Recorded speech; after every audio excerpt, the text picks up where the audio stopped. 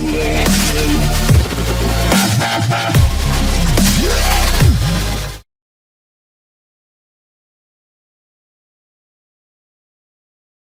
will hear a number of different recordings, and you will have to answer questions on what you hear. There will be time for you to read the instructions and questions, and you will have a chance to check your work. All the recordings will be played once only. The test is in 4 sections. At the end of the test, you will be given 10 minutes to transfer your answers to an answer sheet. Now turn to Section 1. Section 1.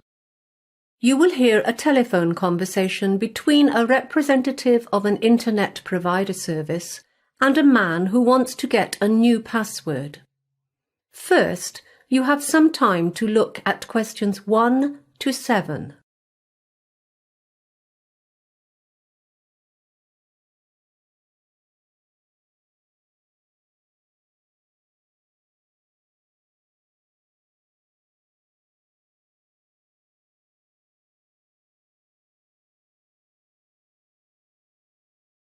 You will see that there is an example that has been done for you.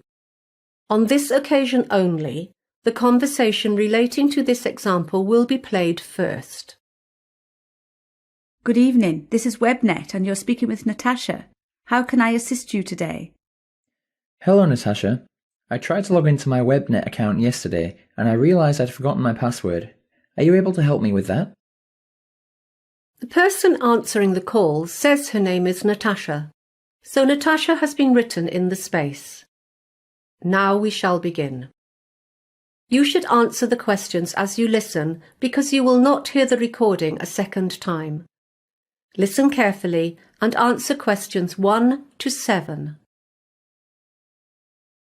Good evening, this is WebNet and you're speaking with Natasha.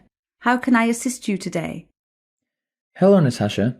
I tried to log into my WebNet account yesterday and I realised I'd forgotten my password. Are you able to help me with that? Of course. What I'll need to do is ask you a few questions to check your identity, and then I'll issue you with a new password. Is that okay? No problem. Firstly, can I have your full name, please? Michael Simmons. S-I-M-M-O-N-S. I don't have a middle name. Great. And your date of birth? It's the 27th of the 3rd, 1988. Right. And I also need to know your previous address. I live at 12 Wake Street, and that's in... We have that as your current address. What was the address you registered with us before you moved there? Oh, yeah. I used to live at 319 Ocean Drive. That's in East Providence. I'll just need your contact phone number as well. That's 0492 48002. And just a few questions about your account.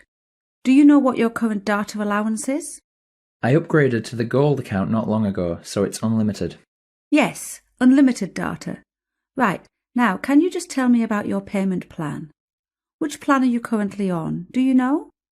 Oh, hang on a minute while I think.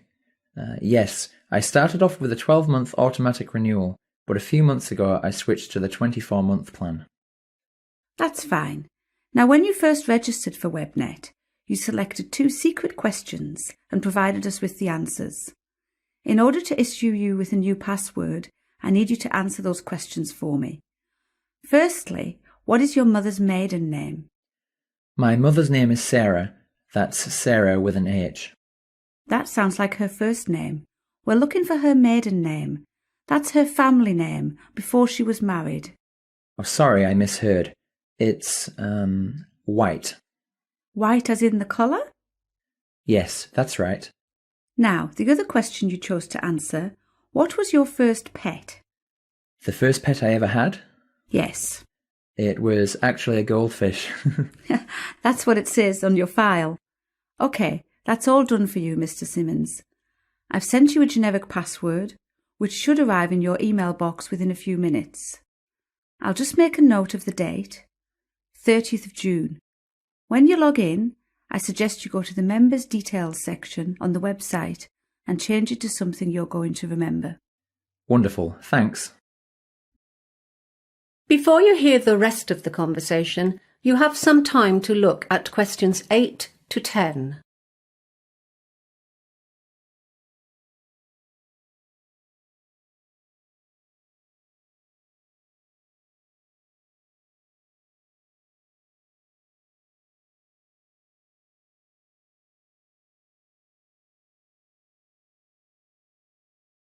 Now listen and answer questions 8 to 10. Is there anything else I can help you with today? Yeah, there are a few things. I've been having some connection issues recently. I think the problem is with the cable that connects the modem to the computer. Do you supply those?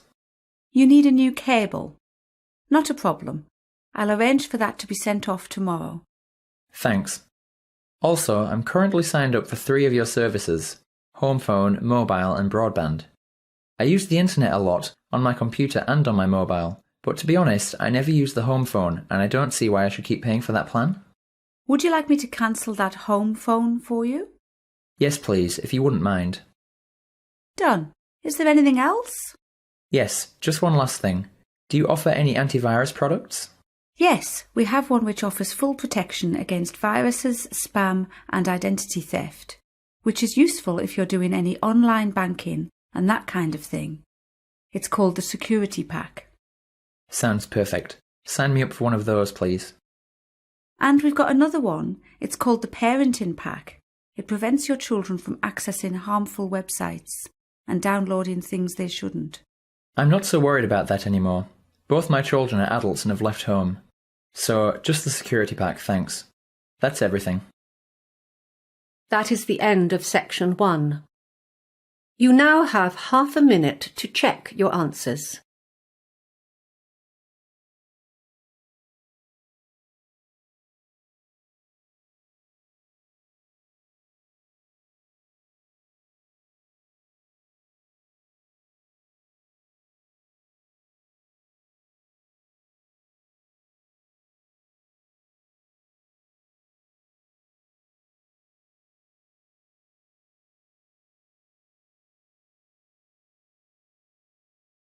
Now turn to section 2.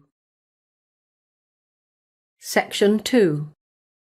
You will hear a man who owns a holiday home talking on the phone to a woman who has rented it. First, you have some time to look at questions 11 to 16.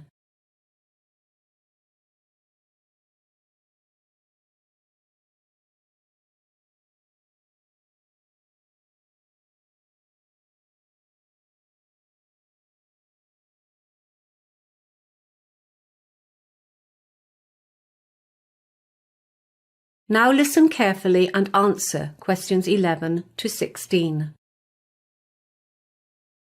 Hello, Ron Smith speaking. Hi, this is Kayla Lawton. I signed up with the Holiday House agency to rent your beach house, but the agent isn't available today and I have a problem. I can't remember what she said about the alarm system. Oh, it's quite simple, really. The main thing to remember is to enter by the back door, which leads into the kitchen, because that is where the alarm is situated, right next to the light switch, just beside the door. If you go through the front door into the living room, it will take you longer to reach the alarm, and you only have a few seconds to deactivate it. The code is 3498. Okay, I've got that. The agent will have given you the back and front door keys, but there are other keys that you may need for the garage, the laundry, and the little garden shed. You'll find them hanging on a hook inside the cupboard in the hallway, next to the hot water cupboard. The laundry room is outside, next to the garage. It should be kept locked, so please remember to return the key to the hook when you've done your washing. The last tenant lost it somewhere in the garden, and I had to have the lock replaced. There should be some laundry detergent for the washing machine next to the dishwashing liquid under the kitchen sink. Oh, now, about the linen. The sheets are already on the beds, and there are lots of towels at the house too. Of course, you'll want to enjoy that lovely, safe swimming beach as much as possible. You'll find a pile of beach towels in a basket on the washing machine. Feel free to take these to the beach with you. We have lots of them, and they're pretty old, so it doesn't matter if they get a bit dirty or sandy. There are other newer towels for use in the bathroom only. These are in the hot water cupboard on the shelf up above the cylinder. Please don't take these ones down to the beach. What else? Oh yes, I should tell you that the electricity supply is generally reliable, but sometimes there are power surges which make a few light bulbs blow. If that happens, don't worry. There are spare light bulbs in a shoebox on the chest of drawers in the bedroom. That reminds me, the main power supply is switched off at the mains box, which is above the front door. The first thing to do when you arrive is to pull down the large lever. It's clearly labelled mains switch. You don't need to touch any of the other switches. Thank you. Anything else? Before you hear the rest of the conversation, you have some time to look at questions 17 to 20.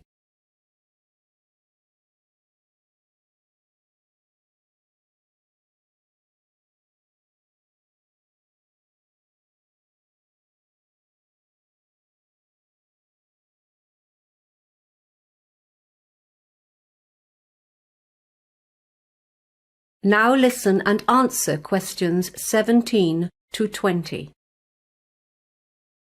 Oh, one more thing. Something that might interest you is a folder of local information. You know the sort of thing. Interesting places to visit, opening hours for the shops and services in the town, plus a little map of local walks. It's on top of the TV along with the remote control. Parking in the town is usually really easy, except for weekends, when the place is swamped with tourists, so I would recommend doing your shopping on weekdays. Oh, one thing though, if you want to combine a shopping expedition with a visit to the Early History Museum, you should know that it's not open on Mondays. There are lots of good places to eat in town too. You'll find a list of menus and takeaway prices for some of the more popular local cafes and restaurants. If you like Chinese, the Happy Dragon has excellent food, or I'd recommend the Pizzeria if you prefer Italian. They have a good selection of takeaway pasta and pizza as well. The Happy Dragon is a firm favourite with the locals though. Both restaurants deliver free of charge, but note the phone numbers have changed since the menus were printed. Phone 3231190 for pizza and 3239911 for Chinese. You won't be disappointed. Thanks a lot. I'll do that. That is the end of section 2. You now have half a minute to check your answers.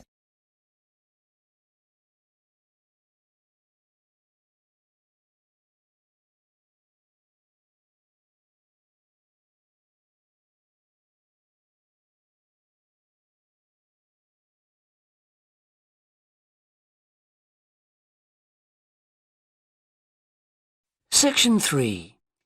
You will hear a student called Rob, who is in the first year of a theatre studies course, talking to another student called Mia, who's in the fourth year of the same course. First, you have some time to look at questions 21 to 25.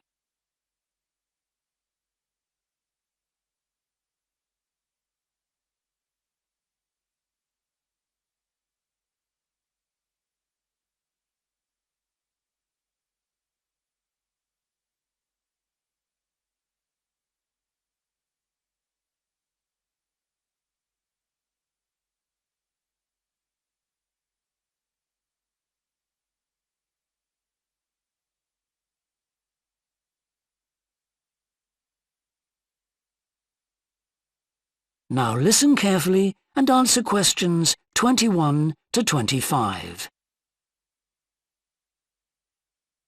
Hi, Rob. How's the course going? Oh, hi, Mia. Yeah, great. I can't believe the first term's nearly over. I saw your group's performance last night at the student theatre. It was good. Really? Yeah, but now we have to write a report on the whole thing, an in-depth analysis. I don't know where to start. Like, I have to write about the role I played, the doctor, how I developed the character. Well, what was your starting point?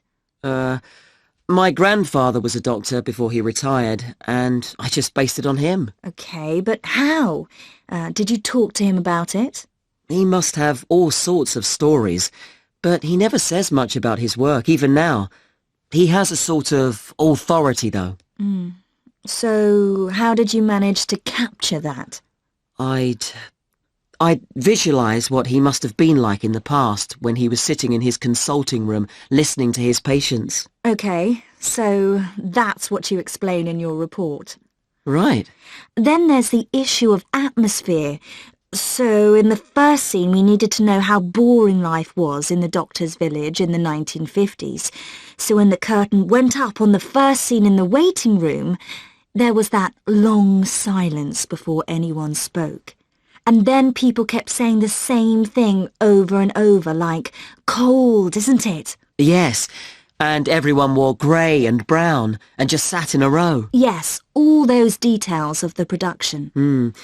And I have to analyse how I functioned in the group, what I found out about myself. I know I was so frustrated at times when we couldn't agree. Yes. So did one person emerge as the leader? Sophia did. That was okay. She helped us work out exactly what to do for the production, and that made me feel better, I suppose. When you understood what needed doing? Yes. And Sophia did some research too. That was useful in developing our approach. Like what? Well, she found these articles from the 1950s about how relationships between children and their parents, or between the public and people like bank managers or the police, were shifting. Interesting. And did you have any practical problems to overcome? Well, in the final rehearsal, everything was going fine until the last scene. That's where the doctor's first patient appears on stage on his own. The one in the wheelchair? Yes, and he had this really long speech with the stage all dark except for one spotlight. And then that stuck somehow, so it was shining on the wrong side of the stage. But anyway, we got that fixed, thank goodness. Yes, it was fine on the night. Before you hear the rest of the discussion, you have some time to look at questions 26 to 30.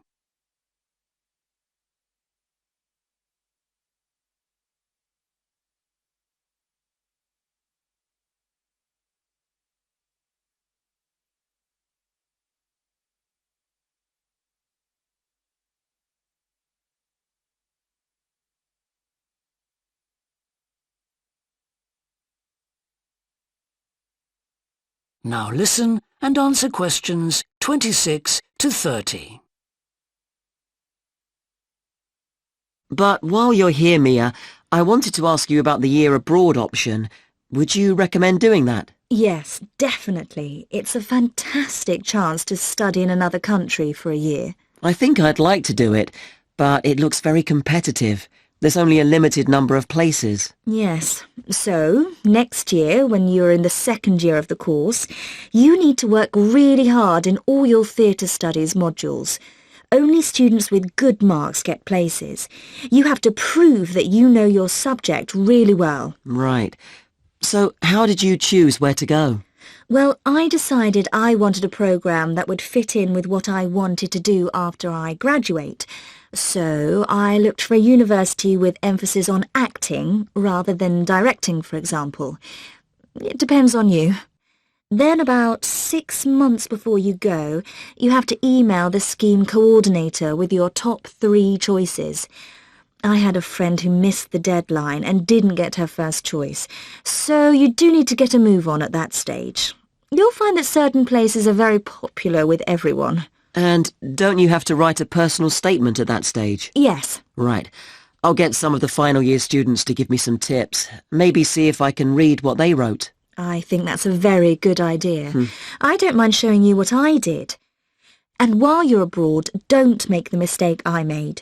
I got so involved I forgot all about making arrangements for when I came back here for the final year. Make sure you stay in touch so they know your choices for the optional modules. You don't want to miss out doing your preferred specialisms. Right. That is the end of section 3. You now have half a minute to check your answers.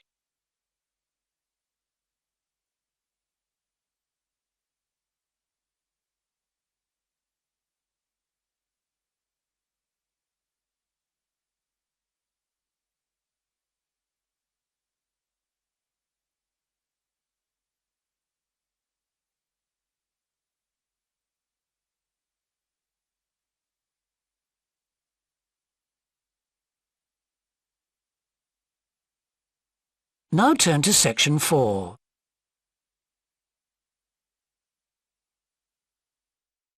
Section 4.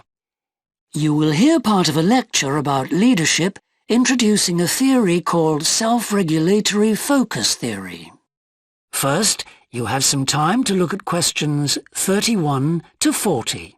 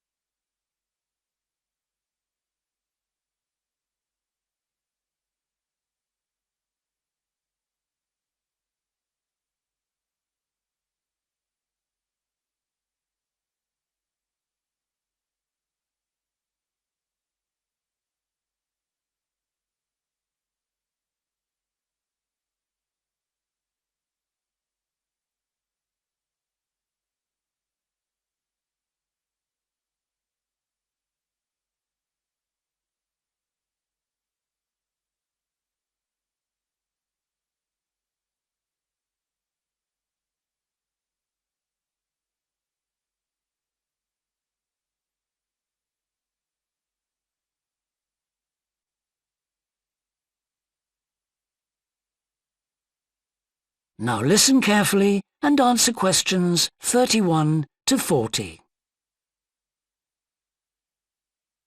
Today, I want to talk about self-regulatory focus theory and how the actions of leaders can affect the way followers approach different situations. Self-regulatory focus theory is a theory developed by Torrey Higgins.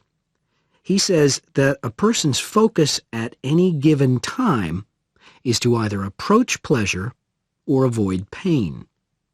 These are two basic motivations that each and every one of us has, and they cause us to have different kinds of goals. Promotion goals in different life situations emphasize achievement.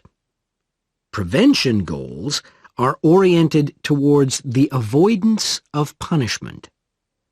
In a specific situation, our thoughts might focus more on promotion goals or more on prevention goals. The theory suggests that two factors affect which goals we are focusing on. First, there is a chronic factor. This factor is connected to a person's personality and says that each person has a basic tendency to either focus more on promotion goals or focus more on prevention goals as part of his or her personality. Second, there is a situational factor, which means that the context we are in can make us more likely to focus on one set of goals or the other.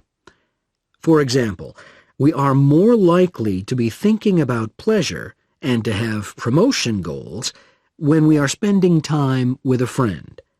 In contrast, if we are working on an important project for our boss, we are more likely to try to avoid making mistakes and therefore have more prevention goals in our mind. Research has shown that the goals we are focusing on at a given time affect the way we think. For example, when focusing on promotion goals, people consider their ideal self, their aspirations and gains. They don't think about what they can lose, so they think in a happier mode. They feel more inspired to change. When people are focusing on prevention goals, they think about their ought self. What are they supposed to be? What are people expecting from them? They consider their obligations to others. As a result, they experience more anxiety and try to avoid situations where they could lose.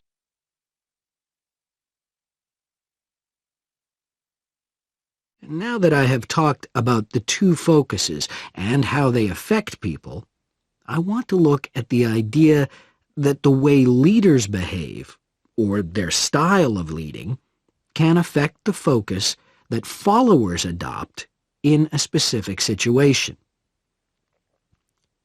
In talking about leadership, we often mention transformational leaders and transactional leaders.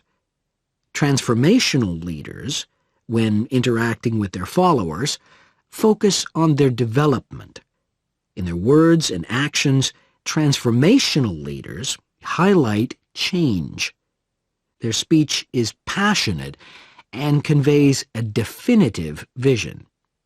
All of these things can encourage followers to think about what could be.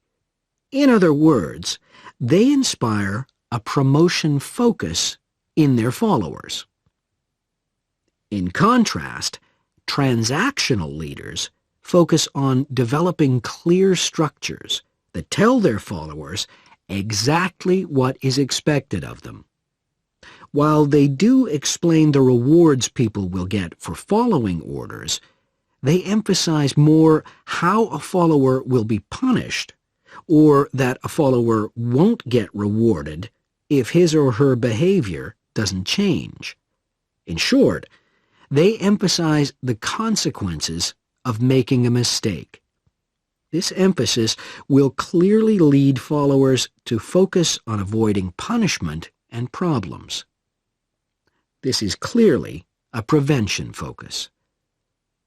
In conclusion, it is important to understand that one focus is not necessarily better than the other one. For a designer who works in a field where a lot of innovation is needed, a promotion focus is probably better.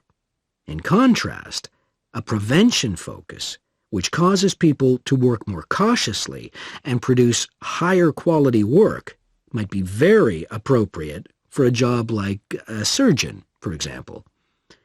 The main point of the research, though, is that the actions of leaders can greatly influence whether people approach a situation with more of a promotion focus or more of a prevention focus. That is the end of section 4. You now have half a minute to check your answers.